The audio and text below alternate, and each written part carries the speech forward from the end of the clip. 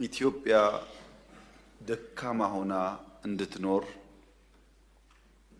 ኢትዮጵያ በሁለት እግሯ መቆም እንዳትችል የሚሹ የሚሰሩ ሀገራት ባሉበት ሁኔታ ኢትዮጵያውያን የናሽናል ኢንትረስትን ለይተው ማወቅ ካልቻሉ ለፖለቲካ ፍጆታ ብቻ ለጥላት ፍላጎትና ጥያቄዎች ተላልፈው ከተሰጡ የተሟላ ሰላም ማምጣት ያስቸግራል።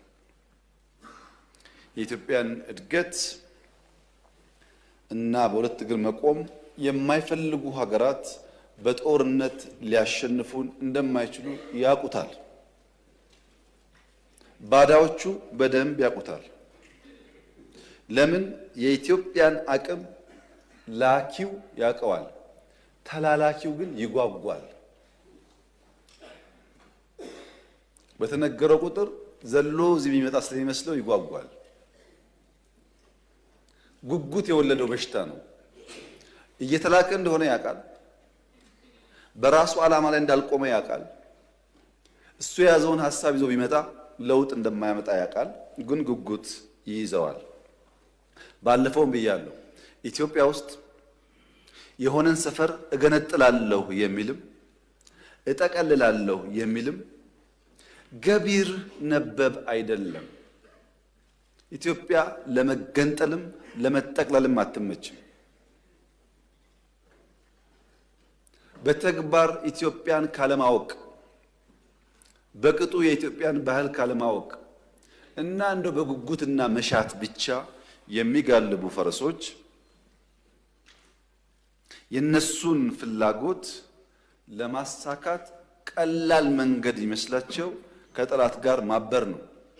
ብዙዎቹን ካያችሁ ግን ሲባል ሰምቶ ነው። መገንጠል የሚለውም ሲባል ሰምቶ ነው። ማን እንደሚገነጥልም አያውቅም። መጠቅለል የሚያስበውም ሲባል ሰምቶ ነው።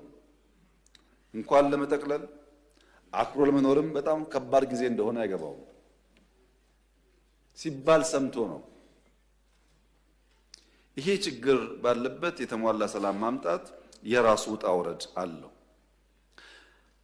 ከታሪክ መማር ቢቻል ኖሮ በድፍን አፍሪካ የመሳሪያ አፈሙስ ይዘው መንግስታትን ተቃርነው ተዋግተው አሸንፈው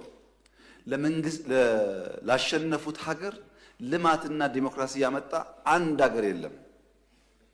አንድ ታጥቆ ይመጣል፣ ታጥቆ ይመለሳል። ቅድም እንዳነሳሁት ኢህአዴግ 17 ዓመት ታግሎ መንግስት ከሆነ በኋላ ለ30 ዓመት ሰላም የነበረበትን ትግራይ ክልል እንኳን ከስንዴ እርዳታ መገላገል አልቻለም። በመሳሪያ የመጡ ሰዎች ብዙ ጊዜ ከመሳሪያ ያለፈ ነገር ማሰብ አይችሉም። ኢትዮጵያ ውስጥ ሰላማዊ የስልጣን ሽግግር ብቻ ነው የሚያስፈልገው። በሰላም ደግሞ መሄድ ትዕግስትና ጊዜ ይፈልጋል። ትዕግስትና ጊዜ ከሌለ አስቸጋሪ ነው። እኛ እንደ መንግስት ምን ተከተልን ያላችሁ እንደሆነ አንደኛ ችግር አለብኝ የሚል የትኛውም ኃይል ጋር መወያየት ነው።